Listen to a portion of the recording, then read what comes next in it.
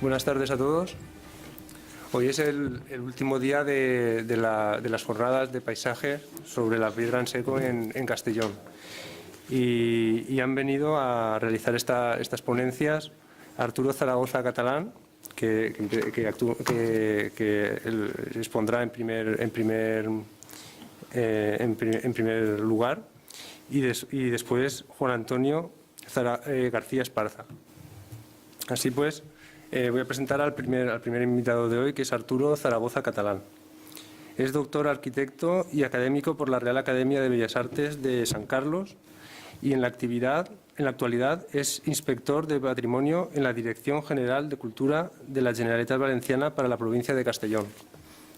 Ha participado como docente en la Universidad Politécnica de Valencia, en la Universidad de Valencia y en la Universidad Jaume I, así como en otras nacionales e internacionales.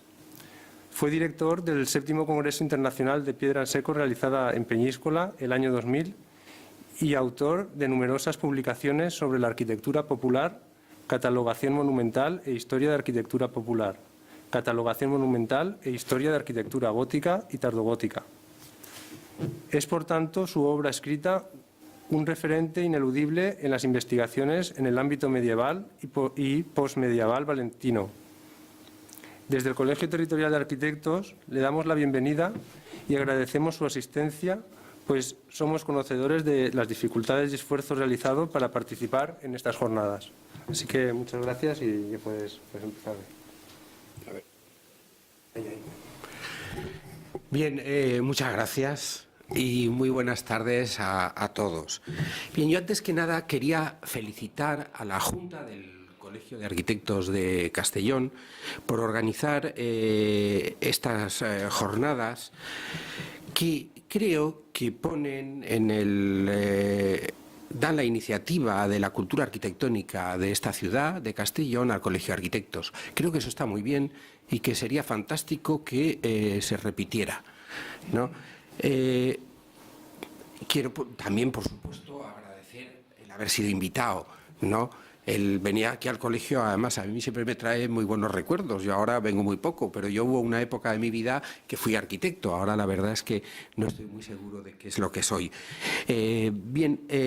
Antes de hablar, quisiera hacer dos precisiones, una terminológica, y es que nosotros frecuentemente hablamos de piedra en seco. El título que está aquí seguramente es un título mal puesto, la tutela de la arquitectura de piedra en seco. Yo no voy a hablar de piedra en seco en general. Si ponemos en Wikipedia piedra en seco, lo primero que sale son cosas también clásicas, o salen las ruinas aztecas o las ruinas del Perú, ¿no? La columna trajana es de piedra en seco, son tambores de entre 30 y 40 toneladas puestas en seco una encima de otra. Las pirámides de Egipto son piedra en seco y ninguno de ustedes ha venido aquí a oír hablar de las pirámides de Egipto ni de la columna trajana.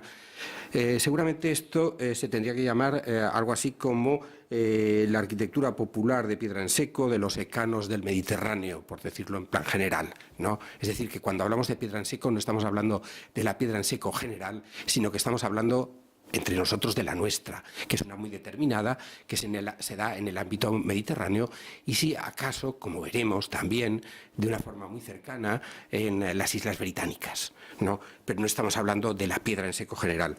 Bien, otra precisión que quería hacer es que, aunque aquí en el título pone la tutela, que es un término jurídico, y me consta que alguien ha venido aquí a ver si yo decía alguna cosa de la ley, algún artículo nuevo que no supieran, ¿no?, que se pudiera aplicar en el ayuntamiento, pues yo voy a hablar muy poco de leyes, pero voy a hablar de tutela, ¿no? Lo digo porque si sigo hablando y ven que no saco ninguna ley a colación, la sacaré al final, pero voy a hablar muy poco de leyes. Bien. La primera imagen que quería poner era esta, en la cual se ve a Miguel García Lisón, un arquitecto que fue profesor mío en la Escuela de Arquitectura, amigo personal durante muchos años, que falleció. Me ha parecido oportuno porque hace unos meses hubo una exposición sobre los dibujos de Miguel García Lisón, y yo la verdad es que todo lo que he aprendido de Piedra en Seco, todo lo poco que sé, lo he aprendido con él, lo aprendí con él en su día. La foto esta yo además es que le tengo mucho cariño. Miguel se enrollaba mucho con todos los pastores y con toda la gente del pueblo. No, yo siempre iba con más prisas, yo siempre iba mirando el reloj, no, y yo pues debíamos ir por un azagador de Catí al cual yo la verdad es que creo que no sabría volver, y debí ir delante, me giré y sí que tuve la oportunidad de hacer la foto cuando vi al pastor y a Miguel, que a mí me recuerdan el fresco aquel de Rafael que hay en las estancias vaticanas, en que se ve a Aristóteles y a Platón en medio de la escuela de Atenas, con todos los filósofos de la antigüedad atentamente escuchándoles. Ahí se ve, por ejemplo, la oveja que está en el centro de los dos personajes, atentamente escuchando lo que están cavilando el pastor y el arquitecto. Bien. Lo que voy a contar a continuación es una cosa que se lo saben todos, que nos lo sabemos todos, pero que yo creo que es muy bueno recordarlo. El Mediterráneo, geográficamente, está constituido por unos enormes bancos calizos que van rodeando este Mare Nostrum y que solamente en las costas, con los siglos, se han formado unas llanuras aluviales. Pero todos estos roquedales, que nosotros nos conocemos también, por ejemplo este de la Baitorta, ¿no?, parecen de imposible cultivo. Dices, ¿ahí qué se puede cultivar? ¿Eso por qué habría servido? ¿Para qué habría servido? Bueno, conocemos tantos paisajes, o sea, podemos irnos por el Peñagolosa, por Benifasá. Aquí en Castellón, todos los que estamos aquí, no tenemos ningún problema para recordar. Seguro que cualquiera de ustedes está pensando en su paisaje favorito con estos roquedales enormes e inmensos, ¿no? Bien, pues para poner esto en cultivo, el agricultor, tiene que romper primero la roca. Esto es una fotografía que tomé yo también en el año 86, también del siglo pasado, no del otro, ¿no?, en altura. Aquí se ve a unos señores con los perpales rompiendo las rocas. Una vez están rotas las rocas, se tienen que construir los bancales. En este caso no están haciendo un bancal, están haciendo el camino de acceso al castillo de Cervera del Maestre, que había desaparecido completamente. Aquí se ven unos paredadores de Cervera fantásticos, increíbles. Aquella gente que iban montando estos muros de piedra en seco, iban llevando la tierra, es decir, estaban construyendo, como si construyeran un campo, estaban construyendo un camino. Volví hace poco al castillo de Cervera del Maestre y el camino estaba intacto, perfecto, desde el año 84. Bien, pues de la misma forma que han roto la piedra, que han construido bancales, tienen que proyectar los campos. Son urbanistas, estos agricultores que están proyectando la urbanización de estas montañas y están creando paisajes. Y lo están haciendo con una inteligencia asombrosa. Este paisaje cercano a Portell, con esas curvas que, bueno, pues a nosotros las vemos y pensamos en Álvaro Alto, por ejemplo, ¿no? Bueno, pues están hechos por un agricultor que probablemente el que las hizo no sabía ni leer ni escribir, pero que están hechos con una sensatez, una lógica y también una belleza impresionantes. ¿Qué es esto que están haciendo? Esto es el grado cero de la arquitectura.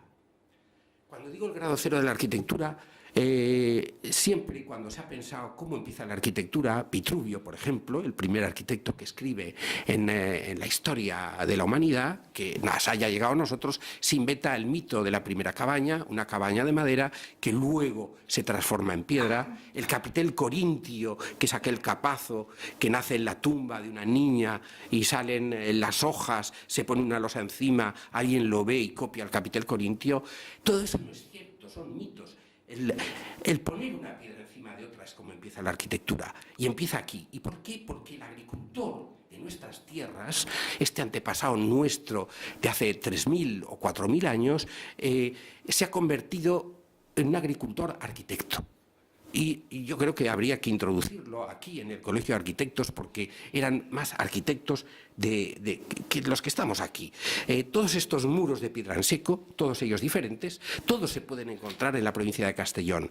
No hay que irse a Italia, ni a Grecia, ni a ningún otro sitio. Pueden tener la coronación lisa, pueden tenerla con rastell citat, con esa especie de almenao, con el doble rastell citat, y todo esto no es una cuestión estética en absoluto, también la es seguramente, pero todas esas responden a criterios absolutamente prácticos. Un rastell con las piezas, con las piedras tan absolutamente, con el rozamiento tan fuerte que tienen las piedras de aquí, están haciendo en realidad un zuncho. Lo explicaba en la anterior conferencia Ivana Ponsoda, desde la práctica, pero es que esto es cierto, puede demostrarse incluso desde la mecánica. Y si el rastell es rastell citat, pues también tiene su razón de ser, porque unas piedras están levemente más inclinadas que las otras, y entonces al final tenemos una hilada. Y también si tiene esa especie de almenao, porque entonces los animales no saltan, no tienen problemas para saltar, etcétera, etcétera, etcétera. Todas estas cosas tienen razones prácticas, pero además hay gente que lo sabe hacer. Es decir, esto tiene una parte de geografía, de piedra, y tiene una parte de cultura que se transmite, que se aprende y que se transmite. Bueno, pues Benassal y Vilafranca no están lejanos. O sea, de una fotografía a la otra, pues pueden haber 4 kilómetros escasamente, ¿no? Las losas, el tipo de piedra no es tan diferente. Es decir, no solamente hay geografía, no solamente hay tipos de piedra, también hay cultura. Una cultura que se está transmitiendo, que es importante. Lo digo ya, pero el final de lo que voy a contar es precisamente esta cultura que es lo importante que nos ha llegado y que tenemos que saber conservar. Bien, bueno, pues con este arquitecto, con este agricultor arquitecto que ya sabe construir, hay un infinito tipos de ingenios que cuando vamos paseando por nuestros secanos, la verdad es que son asombrosos la variedad que tienen. Por ejemplo, las escaleras para subir de un bancal a otro. Puede estar la escaleta que vemos aquí en este dibujo, en la parte superior, que queda introducida dentro del muro. Pueden ser las losas que van saliendo, hay que calcular, lo calcula de natural el agricultor, este agricultor arquitecto sabe buscar las piedras que tiene que poner, o puede hacer las salteadas, que se llama un saltador de cabra, y este saltador de cabra es inteligentísimo porque por ahí pueden subir las personas, pero no pueden subir las cabras. Por las otras dos sí que pueden, ¿no? Es decir, que si no queremos que una cabra sube arriba y tenemos un bancal muy alto, vamos poniendo unas escaleras como estas. Bien, estos bancales además están estudiados, tienen por detrás unos drenajes perfectamente hechos que hace que el agua se vaya, que no se acumule, que no venza. Y eso, pues hay arquitectos que curiosamente pues no lo han sabido, ¿no? Con todos los respetos, ahora ya como es una historia muy antigua lo voy a contar. Cuando Carmen Pinós, que ahora es una arquitecta respetadísima, y bueno, y también entonces, ¿no? Era amiga nuestra, estaba haciendo la escuela Hogar de Morella, pasó por la escuela Taller de Traiguera, vio unos muros de piedra en seco que se estaban haciendo allí y pensó que quería hacer algunos allí en la escuela Hogar de Morella. Nos preguntó que cómo se hacían, le dijimos que bueno, pues que no tenían ningún secreto, pero que había un problema y es que tenía que haber gente que lo supiera hacer, ¿no? Nosotros le dijimos que le prestábamos a nuestro encargado de obras, que era fantástico, y a algunos operarios que teníamos allí, que tenían mucha experiencia.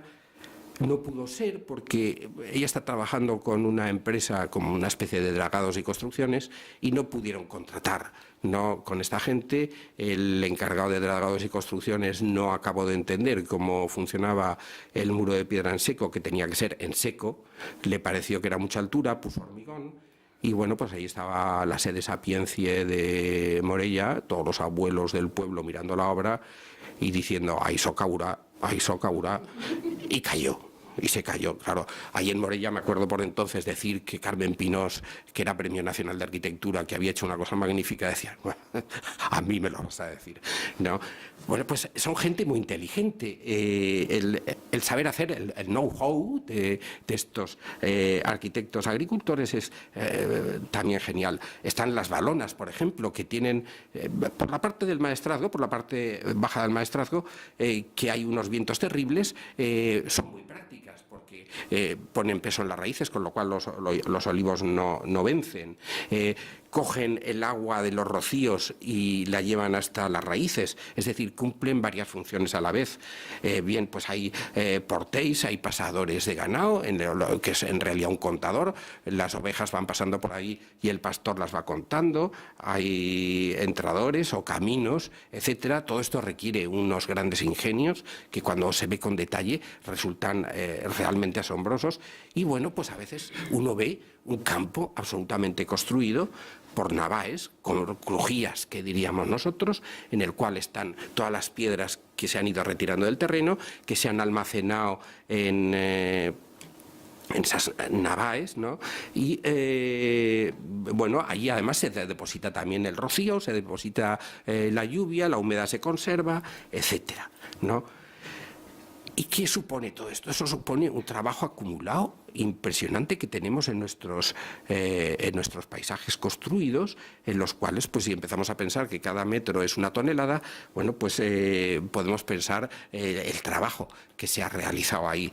Y si, por ejemplo, pues nos vamos a Vilafranca y nos vamos a la ermita del Llosar, al lado mismo de la ermita del Llosar, que es donde está hecha esta foto y además está hecha la semana pasada. Bueno, pues todo lo que se ve así más gris son muros de piedra en seco y barracas. Y en este punto he llegado a contar 100 barracas de piedra en seco sin mover la cabeza, ¿no?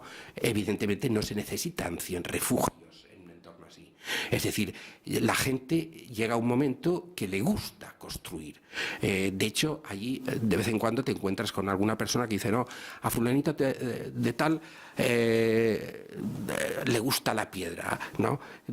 O sea, la gente que le gusta la piedra es que le gusta construir, le gusta... pues no, pues es un marchenador que además le tiene afición a la piedra, ¿no? Bien. Aparte de esta construcción de bancales, de todo esto que estábamos viendo, podríamos hablar de otra cosa que ahora se nos parece muy antiguo, no sé si con el cambio climático seguramente volveremos a escenas de este tipo, no, pero bueno, pues no era muy extraño que hace unos años pues se tuviera que ir a la fuente a por agua. Bien, pues en estos secanos, que es cuando llega el verano, a partir de un día como hoy con el calor que hace, no, bueno, pues encontrar un sitio donde poder beber a veces es una maravilla, ¿no? El primer ingenio al que se dedica también el constructor de piedra en seco es el cocó. El coco puede ser una oquedad en la roca, que el agua se deposita allí. Pero eso se puede organizar poniendo unos decantadores, poniendo unas ramitas de alguna hierba olorosa para que haga gusto. Y el agua de coco puede ser o es particularmente apreciada. Y a veces hay grandes ingenios, como este que vemos a la derecha, que parece un pozo excavado en la roca, ¿no? Que tiene un palo y que si vas a quitarlo, entonces el pastor que está contigo te dice, ni se le ocurra quitarlo. O sea, el palo está para que cuando caiga un bicho o cuando caiga una serpiente, que pueda salir tranquilamente y que no se ahogue y pudra y estropee el agua. Es decir, es una cosa que está toda absolutamente pensada. El agua va a llegar ahí a través de esos dos marches que se cruzan, que tienen esos decantadores que van a hacer que la tierra se acumule ahí y que allí llegue solamente el agua limpia. Es decir, son cosas absolutamente pensadas. Hay pozos que están más elaborados, que la recogida de agua se produce en una zona que está amotada con arcilla, el interior del pozo también está amotado por arcilla, pero eso ha sido construido antes con piedra en seco. O sea, estos pozos normalmente no existían en la naturaleza, es decir, se ha tenido que hacer una excavación, hacer una especie de barraca en sentido contrario, amotarla, construir la cubierta, etcétera, etcétera, etcétera. Bien, El paso siguiente son los refugios. Seguramente es lo que más sorprende normalmente. Es decir, que un agricultor, arquitecto, haga muros, vale, pero que encima cubra espacios es lo que más nos sorprende. Y esto, la verdad es que vale la pena estudiarlo desde varios puntos de vista. Uno sería desde lo que podríamos llamar la geometría descriptiva y la mecánica estructural. También se puede desde la forma de entrar en ellas, de la situación, de los trasdosados, etcétera. Lo primero que hay que decir es que estas bóvedas, o sea, es que normalmente la gente dice falsas cúpulas. A mí es una cosa que me pone nervioso porque el arquitecto popular no hace nunca falsedades y además no sabe lo que es una cúpula, ¿no? Y entonces no puede hacer falsas cúpulas por definición. Y luego los que no lo sabemos somos nosotros. Esto en realidad geométricamente lo que es siempre es una bóveda cónica. Una bóveda cónica, un cono, sabemos lo que es, y que se va aparejando por hiladas. Es una bóveda cónica aparejada por hiladas, en la cual se van aproximando las hiladas y se van cerrando los anillos. Y eso se puede estudiar mecánicamente y se ha estudiado. Por ejemplo, la barraca esta de la izquierda la estudió un ingeniero que conocí yo del Politécnico de Atenas, por eso está esto en griego, ¿no? Y en el de la derecha, fíjense, porque muchas veces las barracas son cuadradas y entonces para pasar desde el cono hasta la base cuadrada, pues se forman unas pechinas. Lo mismo que pasaría en la arquitectura, digamos, culta, ¿no? De hecho, esto es un dibujo que está hecho sobre una barraca real en la cual pues está perfectamente aparejado, cosa que no es normal porque muchas veces pues simplemente se pone una losa a partir de la cual se tiende la bóveda, etcétera. Aquí vemos también otros dibujos de barracas, ¿no? En este de la izquierda se ve un detalle muy curioso, y es que las piedras del cono no están perfectamente horizontales, sino ligeramente salidas hacia afuera, lo cual sorprende mucho porque parece que tendrían que resbalar. No resbalan porque la caliza nuestra es una caliza muy viva y entonces el rozamiento es importantísimo. Precisamente ese rozamiento importantísimo es el que permite que en los rastéis, en los remates inclinados o rectos, zunchen, precisamente porque el rozamiento es fortísimo y es el que hace que se cojan unas piedras con las otras y no resbalen. Eso tiene varias ventajas. Una de ellas es que dentro de una barraca no llueve jamás, no llueve jamás.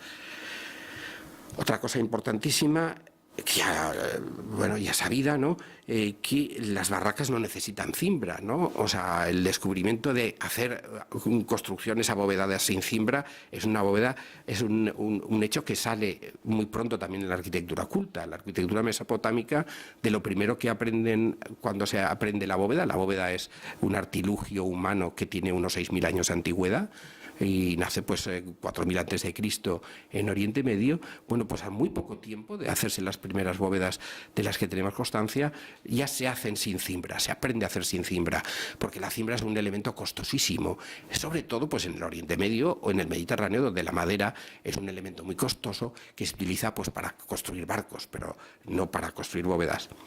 Bien, el hecho de que sean bóvedas cilíndricas remite muchas veces a construcciones pues también que se estima que pueden relacionarse, como los tolos micénicos, ¿no? Como la arquitectura micénica, pues o las tumbas subterráneas, ¿no? Bien.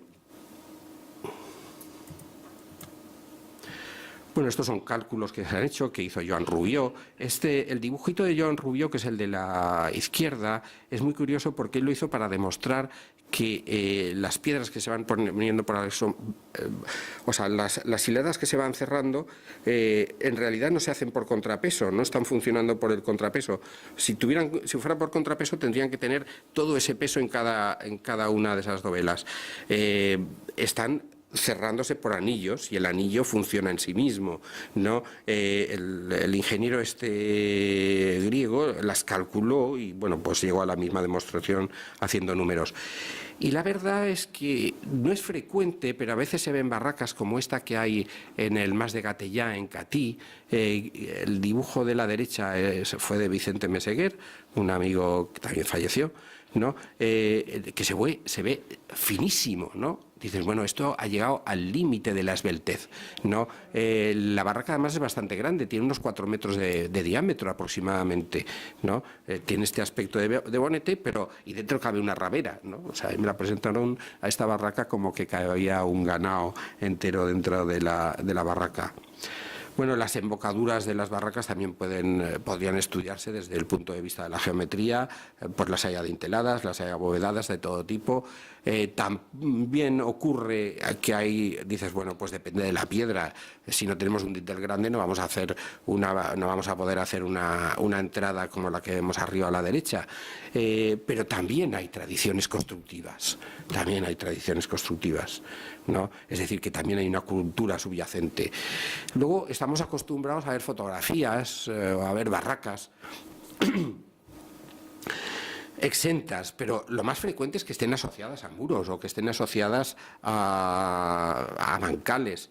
Y no es nada raro que estén metidas dentro del bancal, es decir, primero ha sido construida la barraca, luego ha sido construido el muro de contención, perdón.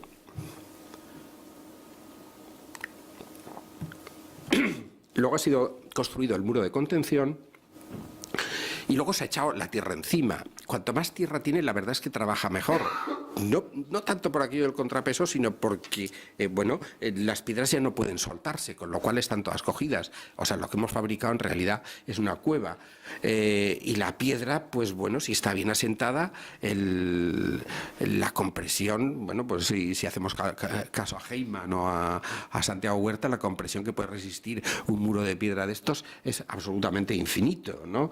El dibujo que vemos a la derecha es una barraca muy curiosa que está también en Catí, llegando ya cerca del desvío que sube a Ares y al Bocácer, ¿no? Y que, bueno, pues si se ve el muro desde fuera, pues ves un bancal que tiene una puerta que parece que serviría solamente para dejar allí el cántaro, pero bueno, cuando uno entra dentro es pues como una de estas tumbas de corredor micénicas, ¿no?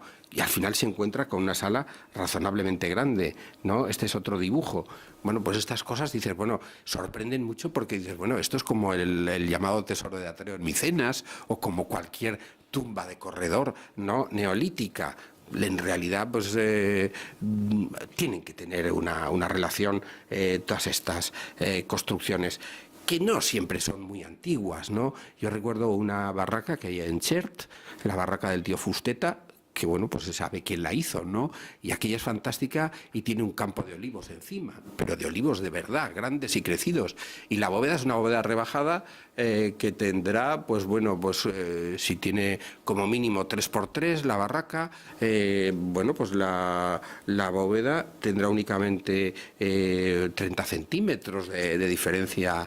O sea, es una bóveda rebajadísima que aterroriza, pero aquello se ve de una solidez enorme, ¿no?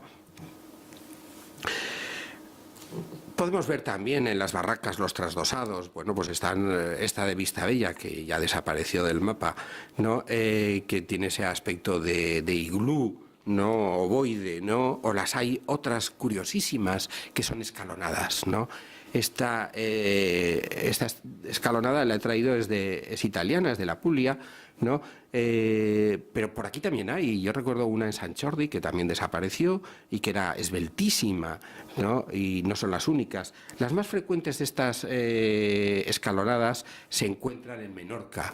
En Menorca, cerca de Ciudadela, hay un terreno fantástico, increíble, que yo lo recomiendo a todo el mundo.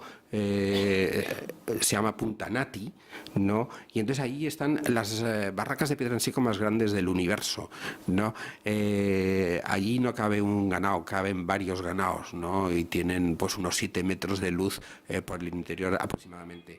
Las barracas no solamente se construyen sin cimbra, sino que, claro, ¿cómo se construye una cosa de estas dimensiones? Es que se construyen desde fuera para adentro, no desde dentro para afuera. Y entonces este escalonado en realidad es la cimbra perdida de la barraca. Es decir, este dibujito que vemos a la derecha, este es otro pont de bestiar, que es como lo llaman en Menorca, ¿no? Este pont de bestiar, bueno, pues se van subiendo y desde cada uno de estos escalones les sirve para hacer el escalón siguiente, ¿no? Es una obra ingeniosísima. Donde más hay de estos escalonados, desde luego, es en Menorca. Por aquí, por la provincia de Castellón, yo he visto bastantes, ¿no? Y también en otros sitios de Italia. Por ejemplo, vamos a hacer ahora un breve paseo por el Mediterráneo.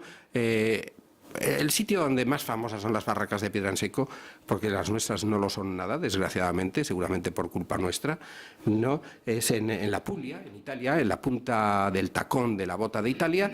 Bueno, pues aquello es un territorio que se parece mucho al nuestro, ¿no? Es un terreno con un pie de monte costero y unas montañas no tan elevadas como las nuestras, ¿no? Con mucha piedra. Y con un paisaje de olivos y viñas también muy parecido al que hay aquí. Hay muchísimas barracas fantásticas, tienen unas características lo cual se ve que hay una cultura diferente a la nuestra. Por ejemplo, tienen esa ventanita que vemos encima del dintel de esa barraca que estamos viendo aquí en el centro, ¿no? Que curiosamente aparece también en las tumbas megalíticas de allí, de Grecia, o esas escaleritas por el exterior, que aquí, unas escaleritas perfectamente hechas, que aquí no se ven normalmente, ocurre en alguna ocasión, pero aquí normalmente no se ven, y que en otros sitios del Mediterráneo oriental, como veremos, también se pueden encontrar. Bueno, allí se han turistizado, hay una población que se llama Alberobello, ¿no? Donde, bueno, pues son más grandes que aquí, se utilizan como vivienda y hay hasta hoteles de barracas de Piedransecco. La piedra de la Puglia es bastante diferente de la nuestra, es una piedra que recuerda más el marés de Mallorca. Se tiene que trabajar mucho más. Por ejemplo, esta foto de la barraca está arruinada, del Trulli arruinado, la he puesto precisamente para que se vea cómo está construido. Está construido que casi parece una cúpula de verdad, ¿no? Pero está hecha por hiladas y sigue siendo las mismas tradiciones, pero bueno, está mucho más elaborada que las nuestras 1000 veces. A veces forman viviendas enteras con habitaciones distintas. Esto aquí he puesto Alberobello, pero yo creo que era otra población, Ostuni. Esto fue en Ostuni, ¿no? Y bueno, pues hay masías. Esto pues era una masía que te encuentras por el campo y bueno, pues están mucho más elaboradas, ¿no? Estas construcciones de Piedransecco de la Puglia. Pero aparte de estas, que son las menos, las de Alberobello, las de esta zona de las poblaciones donde se viven y en las cuales se cuenta una tradición de que allí no dejaban construir o había que pagar un impuesto por cada vivienda y entonces la gente las derribaba cuando iba a venir el inspector y luego las volvían a construir. Están también construidas, que eso no se lo cree nadie, ¿no? Pero bueno, da lo mismo, es una leyenda que es muy bonita, ¿no? Lo que sí que ocurre es que por el campo hay muchas y esas del campo sí que se parecen bastantes a las nuestras. Han sido muy estudiadas. De hecho, el primer Congreso Internacional de Piedransecco fue allí, en Bari, ¿no? Esto queda muy cerca de Bari, es la capital de la Puglia, ¿no? Y bueno, pues son barracas similares, ¿no? El congreso lo organizaron desde la Escuela de Arquitectura de Bari, unos profesores del Departamento de Expresión Gráfica, ¿no? Gente majísima, ¿no? De las que hace muchísimo tiempo que no sé nada, ¿no? Pero que hicieron dibujos fantásticos de toda su arquitectura. Donde también hay barracas y las traigo porque seguramente, por ejemplo, de lo que no me gustaría que nosotros llegáramos a esto es en Francia. Supongo que Francia es muy grande y habrá más sitios, ¿no? En Francia les llaman boris. Y bueno, pues están muy estudiadas, pero están muy estudiadas ya como arqueología de la etnología, sí, por decirlo de alguna forma. Ahí hace ya tanto tiempo que no hay una persona normal, un pastor, que haya construido una barraca, que los que lo estudian tienen que estudiar a los que han estudiado, que han hecho, que han pensado en una barraca, ¿no? Y claro, pues eso pues se ha perdido. Tienen incluso un parque temático con con barracas de piedra en seco en un pueblecito que descubrieron, en Gordes, Vaucluse. Esto está cerca ya de Aviñón, bastante para el norte, ¿no? Y entonces allí vieron una especie de pueblo que era todo de piedra en seco, y entonces eso pues han hecho un parque temático y bueno, pues menos hombres primitivos, pues hay de todo, ¿no?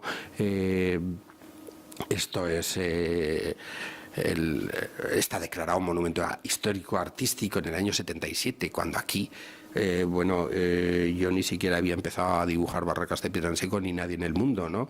Es decir, cuando aquí nadie no se había hecho un dibujo de una barraca de piedra en seco, allí ya estaban declaradas monumento histórico artístico, porque ya las encontraban una cosa antiquísima, fantástica, y que ya no se sabían hacer, ¿no? Y bueno, pues está muy bien, ¿no? Supongo que alguna vez habrá que hacer cosas estas, pero, o sea, se ha quedado tan antiguo que luego, o sea, tú vas por el campo y no ves ninguna barraca, y te van señalizando para que vayas al Museo de la Piedra en Seco, y antes de llegar al Museo de la Piedra en Seco vas viendo muchos muros de piedra en seco, pero un poco raros, vistos desde el coche. Si bajas del coche, te encuentras esta propaganda, ¿no? Que ahora creo que ya también está en Leroy Merlin, ¿no? Que son unos muros falsos de piedra en seco, ¿no? Entonces te das cuenta que los chalés del entorno están hechos todos con falsos muros de piedra en seco. Entonces, claro, si tenemos que llegar a esto, pues bueno, más vale que lo dejemos estar, ¿no?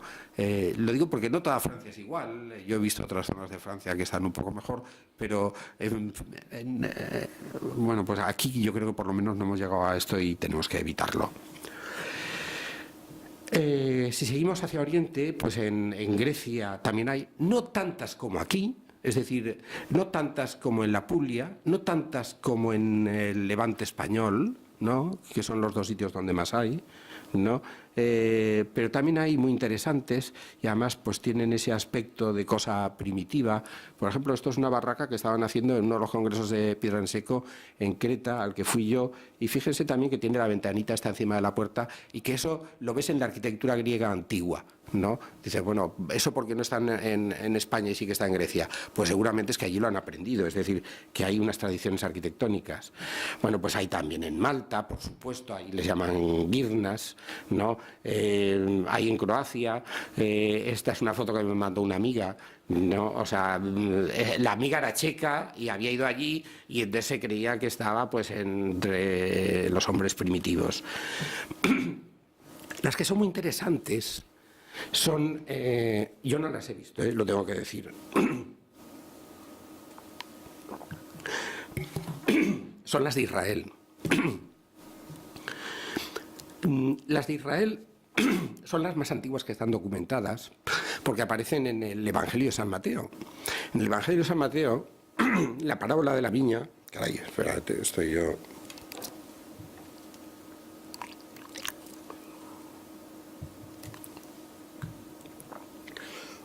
Se dice... En la parábola Cristo dice, era un propietario que plantó una viña, la rodeó con una cerca, excavó en un lagar y edificó una torre. Bien, la palabra torre en hebreo, tal como está en la Biblia, es exactamente lo mismo que nosotros decimos barraca de piedra en seco. O sea, la palabra es la misma, lo que pasa es que si en el Evangelio pusieran y construyó una barraca de piedra en seco, pues queda un poco raro, porque es que además estas barracas de piedra en seco tienen más forma de torre que de barraca de piedra en seco nuestra, ¿no? Bien, esto lo sé porque yo tuve un amigo que también se dedicaba a estas cosas, que era judío, Zvi Ron, que yo creo que era del Mossad, por lo que voy a decir ahora. A ver, esto me he equivocado. Y bueno, nos hicimos amigos, me mandó su tesis doctoral que la había hecho sobre las barracas de piedra en seco en Judea y Samaria. Allí las barracas tienen esta escalerita por fuera, tienen esta construcción abovedada dentro, y arriba, el sitio de arriba es muy importante porque bueno, pues hay una parra y se vive y se vigila la viña o se vigilan los ganados que hay al lado, y por eso el propietario de la viña construyó una torre, ¿no? Aquí a la derecha se ve esa especie de cubierto que hay encima de la barraca de piedra en seco. A la izquierda, este es el Zvi Ron, este amigo mío, que una de las... Yo digo que me dio la sensación que era del Mossad, no, porque estuvo calculando la diferencia de temperatura en el interior de las barracas y el exterior de las barracas. Hizo una serie de cálculos científicos que yo creo que iban en función de la ocupación del territorio o de alguna cosa de esas. Yo tampoco le quise preguntar demasiado. La tesis doctoral, si hay alguien aquí que sepa hebreo, o sea, está toda en hebreo y no se puede sacar mucho de ella, y si la biblioteca del colegio tiene interés, pues puedo donar la tesis por si alguien la consigue traducir. Bien, otro de los sitios donde hay piedra en seco, y es muy interesante, es en Irlanda y en Gran Bretaña, ¿no? Es curioso porque son dos islas que son muy pedregosas. Es un sitio por donde llueve mucho. Evidentemente allí no vamos a encontrar cocos, ni aljibes, ni cosas similares. En todo caso tendríamos que buscar drenajes o lo contrario. Bueno, pero vemos de repente un azagador, como los que podríamos ver aquí, ¿no? O sea, esto podría estar perfectamente en la provincia de Castellón. No estaría tan verde, evidentemente, ni las ovejas tan gordas, ¿no? Tenemos estos muros, o sea, tampoco es tan diferente de lo que estábamos viendo en la fotografía de Vilafranca. Hay una historia muy bonita, y es que en la película El hombre tranquilo, de John Ford, de Keith Mann, ese clásico del cine que refleja el mundo irlandés, ¿no? John Wayne, hay un momento que está cavando allí en la tierra para plantar unos rosales, y cada vez que da con la azada le sale una piedra. Y dice, ya sé, dice, ¿por qué Irlanda está llena de muros de piedra? No, o sea, cada vez que cava, bueno, pues lo mismo que nos pasa a nosotros. Es decir, Irlanda es una isla pedregosa que tienes que construirla, y de hecho, pues es una isla que está construida. Curiosamente también están las mismas tumbas de corredor que hay aquí en el Mediterráneo, tanto en Gran Bretaña como en Irlanda. Es decir, hay una cultura del 4000 a.C., no, que está también allí exactamente igual que aquí, en las islas británicas, lo mismo que en el Mediterráneo, aunque el clima haya cambiado. Hay barracas de piedra en seco, como los refugios estos de las islas Arran, o en el condado de Kerry hay una especie de ermita, el oratorio de Galarus, que le llaman, ¿no? Pues bueno, pues que es una cosa de piedra en seco que no es demasiado diferente, dicho sea de paso, con esa forma de esquife de las que estaba yo enseñando antes, de las francesas, de las boris francesas, ¿no? Bien, ¿no? O este extraño castillo fantástico que hay en Irlanda, que supongo que será medieval, no lo sé, da lo mismo, pero bueno, en lo que vemos que la piedra en seco se está perpetuando. Vale. Bien, todo esto, ¿para qué hay que conservarlo? ¿Para qué sirve? Bien, si me he extendido tanto y he estado dando vueltas por el Mediterráneo, es para señalar una cosa que me parece muy importante. La arquitectura de piedra en seco, los paisajes de piedra en seco, están hechos con un material de fácil acceso, que es inacabable y que permite un desarrollo sostenible, que es fruto de la creatividad y de la experimentación de millones de personas durante muchas generaciones, desde hace miles de años. Todo eso es una sabiduría depositada que tenemos ahí delante, que solamente necesitamos mirarla, y que si la dejamos perder es que somos tontos. No. Bien, lo primero que hay que hacer se supone que es protegerla, ¿no? Y entonces ahora yo sí que voy a la tutela y a lo de las leyes. He dicho antes que iba a hablar muy poco de leyes porque es que hay muy pocos que hablar, es que las leyes ya están hechas. Lo único que tenemos que hacer es aplicarlas. Hay dos leyes, la legislación cultural, que es el patrimonio, es la legislación cultural, y la legislación urbanística. La administración, la urbanística depende fundamentalmente de la administración local, y el municipio se ejercerá en todo caso como competencias propias, y etcétera, etcétera, el urbanismo, el planeamiento, la gestión, la ejecución y disciplina urbanística, la protección y gestión del patrimonio histórico. Para ello, ¿qué tiene que hacer? La redacción de catálogos y bienes y espacios protegidos, la provisión del planeamiento patrimonial y la adopción de medidas cautelares. Es decir, tienen que haber catálogos e inventarios municipales, ¿no? Por otra parte, desde la legislación cultural, por decirlo así, que es la del Estado, que en este caso es la Generalitat Valenciana, porque la Generalitat es Estado, bueno, pues el patrimonio cultural lo integran los bienes de interés artístico, histórico, arquitectónico, arqueológico, paleontológico, etnológico, científico o botánico. Es decir, también el etnológico y el arquitectónico. Aquí también hay que aplicar la ley. Es decir, por ejemplo, bueno, cuando hablaremos de inventarios y catalogaciones, por ejemplo, hay una barraca en Vilafranca, la caseta de Calces, una cosa absolutamente extraordinaria, que dices, bueno, ¿y esto por qué no es BIC? Esto se podría declarar BIC. No todas las barracas hay que declararlas BIC. No todas hay que conservarlas. El problema es que saber qué hay que conservar y qué no hay que conservar, qué vale la pena y qué no vale la pena. Seguramente hay que hacer inventarios, pero lo difícil no es hacer el inventario. La fotografía que he puesto antes es un inventario que han hecho unos amigos míos, rigurosísimos, que se lo han pasado muy bien, ¿no? Unos inventarios que han hecho del término de Tirich, ¿no? Y en el cual han inventariado unas 2.000 casetas, unas 2.000 barracas. El problema es cuáles de esas 2.000 hay que conservarlas, si hay alguna que tiene que ser BIC, si hay alguna que tiene que ser BRL, y qué medidas hay que adoptar. Y qué otras barracas no importa que se tiren, ¿no? O sea, la valoración es lo importante y saber dónde estamos. Saber que una barraca o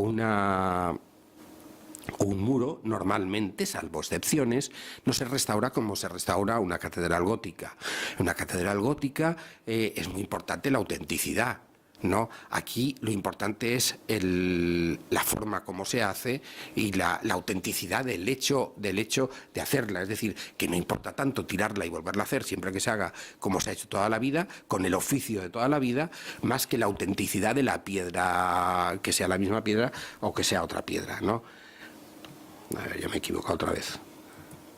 Bueno, pues esta caseta de Calces que veíamos, dices, bueno, eso podría ser BRL. Este entorno que yo nombraba antes, de Vilafranca, Castellfort, dices, eso podría ser un parque cultural, que es el equivalente a un bien de interés cultural, a un conjunto histórico-artístico. Lo mismo en los ayuntamientos, hay que valorar qué zonas hay que proteger y qué zonas no hay que proteger. En qué zonas lo importante es el paisaje y en qué zonas lo importante es la arquitectura. Qué cosas se pueden sustituir y qué cosas no se pueden sustituir. Para eso hay también planes especiales. Justamente el otro día Belén Bachero estuvo hablando durante largo rato del plan que había hecho el Consell de Mallorca de la Serra de Tramuntana, y bueno, pues ahí hay un plan especial que tiene papeles y que se pueden mirar, ¿no? Y que tiene sus fichas y tiene sus cosas. Bien, y ahora voy a contar lo que me parece más importante de todo. Dice, bueno, todas esas leyes están muy bien, ¿no? Afortunadamente, en los últimos años, si nos ponemos a pensar, tampoco ha desaparecido tanta arquitectura de piedra en seco, ¿no? Y el peligro no está tanto porque la gente quiera derribarlas y construir naves industriales donde están las mejores barracas de piedra en seco. La gente ha empezado a tener un cierto respeto, sino que el peligro ahora absolutamente es otro. El peligro es que se pierda el oficio. No, esta mañana ha venido a verme a la inspección un colega, ¿no?, junto con un arqueólogo, que en un monumento importante de la provincia de Castellón, una construcción arqueológica que está rodeada toda de muros de piedra en seco. Los muros de piedra en seco no serán muy antiguos, pero le dan carácter al edificio. Se habían caído ya 2 veces los muros de piedra en seco y me proponían hacerlos de hormigón. No, yo digo, hombre, con esa altura y haciéndolo de esta forma y calculando de esta forma pueden entrar. Dice, es que lo tendremos que visar en el Colegio de Arquitectos. Digo, en el Colegio de Arquitectos estoy seguro que no van a poner ningún problema especial y eso es calculable y eso se puede hacer. Digo, el problema es que encontréis a la persona que de verdad lo puede hacer y lo puede hacer bien. Digo, que no hay tantas. Entonces, el problema que hay ahora es que, bueno, yo pues he estado en la Escuela Taller de Traiguera, he montado congresos internacionales, he estado en miles de workshops y de historias de estas, nos lo hemos pasado muy bien. bien, ¿no? Y bueno, y está muy bien que sigan existiendo, ¿no? Todos estos cursos y cursillos, ¿no? Pero yo creo que estamos en el año 2017, estamos en otra época de la historia y ahora eso tiene que pasar a formación profesional. Esto es una cosa que se tiene que aprender porque, por ejemplo, si lo tiene que hacer una empresa, por ejemplo, aquella Dragados y Construcciones cuando construyó la Escuela Hogar de Morella, si hubieran entrado, entonces no había internet, pero si ahora pues una empresa de estas tiene que traer internet y ver quiénes hay, porque claro, no le podemos decir al tío Fusteta de Chert que se vaya de repente ahora a La Coruña, no digo a La Coruña, pero que se vaya a Alicante durante 3 meses a hacer unos muros, porque no se irá, porque dice que está muy bien en Chert, o a un señor de Cintorres, pues se irá hasta Forcall, pero no más lejos, ¿no? Es decir, tiene que haber gente formada, profesional, y que sepa también de otro tipo de legislación, etcétera, etcétera, etcétera. Bueno, estos son más... la fotografía de arriba es que además, o sea, dice, bueno, esto dice, lo piensas, pero es que además resulta que yo ya me lo encontré en internet. Es un señor de Mallorca que ponía estos de internet de hace unos meses. Me lo apunté. Hay cursillos ocupacionales, pero no es lo mismo que aprender un oficio, ¿no? Entonces yo creo que esto tiene que pasar ya a formación profesional y yo, aprovechando que estábamos aquí en el Colegio de Arquitectos, yo quería proponer a la Junta de Gobierno del Colegio de Arquitectos que hiciera un escrito, una propuesta formal, si es necesario pasarla por todos los colegiados. Estoy seguro que todos los colegiados, que somos los que estamos viendo la necesidad de esto, estaríamos completamente de acuerdo, para que le mandaran una carta a la Consellería de Educación y Cultura, que además es de Cultura y Educación y de Educación y Cultura, para que propusiera que hubiera una formación reglada de la piedra en seco, que también podría ser de albañilería. La fotografía que he puesto debajo me ha parecido oportuna, porque lo mismo que pasa con la piedra en seco, pues pasa, por ejemplo, con las bóvedas tabicadas. Es una foto que me mandó esta misma semana Enric Dilmé, que es un amigo que está en el centro, que es arquitecto de Andorra, y que han construido, convenció a más gente, entre otros a otros arquitectos de Andorra, que nunca habían visto una bóveda tabicada, para construir esta bóveda, que es la ampliación de un hotel que se está haciendo allí. Bien, pues el problema fue encontrar quién lo hacía. El que lo hacía pues es Salvador Gomis, que es un albañil, ¿no?, que es listo, que sabe hacer bóvedas tabicadas, que aquí, muy cerca, construyó el panteón de la familia de Porcelanosa, ¿no?, que tiene una página web que podéis entrar, se llama Salvador Gomis, ¿no?, y que está dándole la mano a Foster en Venecia este verano, ¿no?, y bueno, pues que no le falta el trabajo, ¿no? Esto es un nicho de trabajo, pero es un nicho de trabajo que además nos resuelve muchos problemas a nosotros, porque el problema para nosotros ahora, para hacer una bóveda tabicada, no es dibujarla, el problema es encontrar a la persona que nos la va a hacer y de la cual nos fiamos. Y lo mismo exactamente de la piedra en seco, ¿no? O sea, pues es gente que o existe formada, etcétera, o el oficio se pierde, ¿no? Y si se pierde el oficio, pues entonces perdemos esa historia que decía yo antes, que tenemos un material de fácil acceso, inacabable, que permite un desarrollo sostenible, que es fruto de la creatividad y la experimentación de millones de personas durante muchas generaciones, durante miles de años, y que hay un saber hacer, pues que es lo que vale la pena preservar, porque es una riqueza que tenemos y que si no se pierde. Nada más por su atención y muchísimas gracias.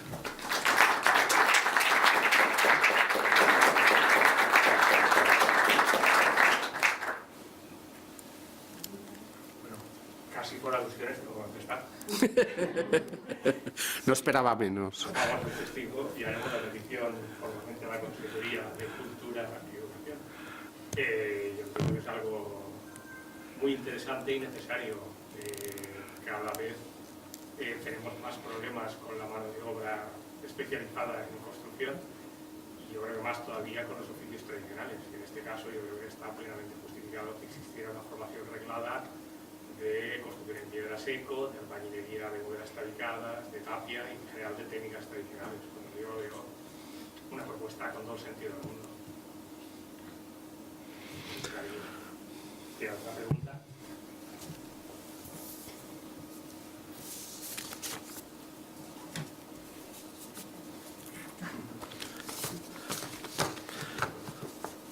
Si todo el mundo está de acuerdo, yo estoy más contento todavía. No. Bien, yo lo que quería decir públicamente es que no me voy a poder quedar más que hasta un rato más. Lo digo porque a mí me interesaba mucho lo que va a contar Juan Antonio, porque además va de inventario, de catalogación, no, me interesa locamente, no, pero bueno, tenía unos problemas familiares y me quedaré hasta el momento que pueda, pero nada más. Y bueno, yo creo que lo suyo de alguna forma tiene que ser continuación de lo mío, y me gustaría debatir el tema este del catálogo, de los catálogos y de los inventarios, porque la gente que hace urbanismo, claro, pues se encuentra lo más fácil es catalogarlo todo, o sea, y todo protegido. Dices, mira, todo no se puede proteger, ¿no? O sea, con la etnología, pues, el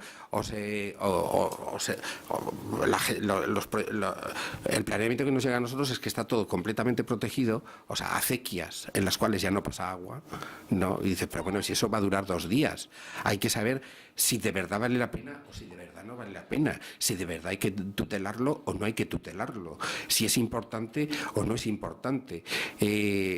Con lo de las barracas de piedra en seco, en un momento dado dices, bueno, en determinado sitio, si se tienen que derribar 2, dices, bueno, pues que se derriben 2 con la condición de que se construyan otras 2 en otro sitio, con lo cual prolongas el oficio, que es tan importante, a lo mejor, si no son tan importantes esas cosas que van a desaparecer.